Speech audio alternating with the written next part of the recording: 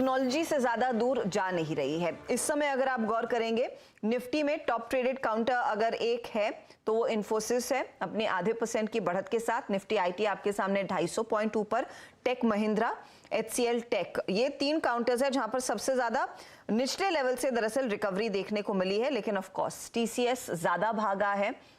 इस particular stock में करीब करीब 2% तक के गेन्स बनते हुए दिखाई दिए हैं। पिछले 3 स्टॉक्स पिछले 10 मिनटों में अपनी चाल को और मजबूत करते हुए दिखाई दे रहे हैं। तो टीसीएस में हमने थोड़ी सी बहुत ही ब्रीफ एक अपडेट मैंने दिया था कि क्या एक्सपेक्ट कर रहा है, लेकिन क्या फाइनल डिटेल्स रह सकते हैं। आशीष हमारे साथ स्टूडियो में जुड़ गए हैं। आशीष, Q2 से काफी ज्यादा एक्सपेक्टेशंस, कंपनी की अब तक तो बॉडी लैंग्वेज पॉजिटिव थी। वो कह रहे थे कि एक बहुत ही सुनहरे पल में दरअसल उतरे हैं 2020 के बाद। आज पता चलेगा, आज एक्चुअली आज लिटमस टेस्ट है। अब इंपॉर्टेंट है। जहां तक Q2 परफॉर्मेंस की बात है, रेजिलिएंट परफॉर्मेंस होगी इंडिया इनकी सारी आईटी कंपनीज की, ये गिवन है। तो हमारा जो एक्सपेक्टेशन है Q2 में टीसीएस के लिए 1.3% डॉलर आय में तिमाही दर तिमाही का इंप्रूवमेंट।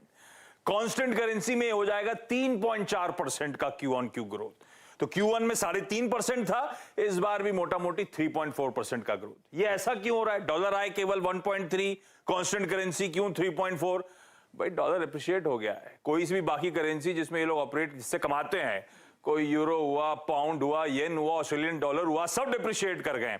तो इसीलिए वो डॉलर रेवेन्यूज कमजोर नजर आएंगे आपको, कांस्टेंट करेंसी में मोमेंटम इंटैक्ट।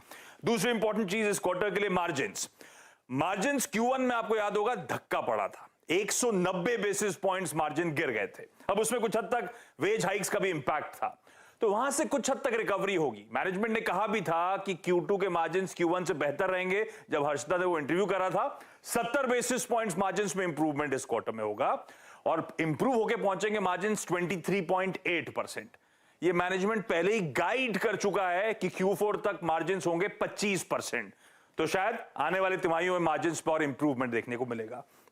पर नंबर से ज्यादा इंपॉर्टेंट आगे का आउटलुक, मैनेजमेंट की कमेंट्री और वो जो बॉडी लैंग्वेज की बात हर्षदा कर रही थी।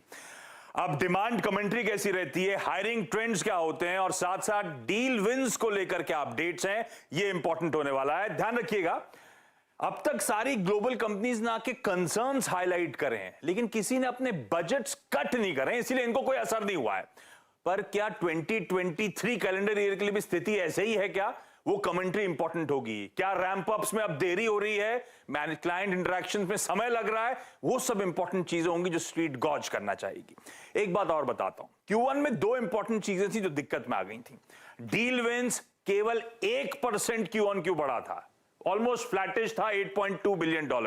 अच्छे रैंप अप, अच्छी डील विंस के बाद ठंडा पड़ा था।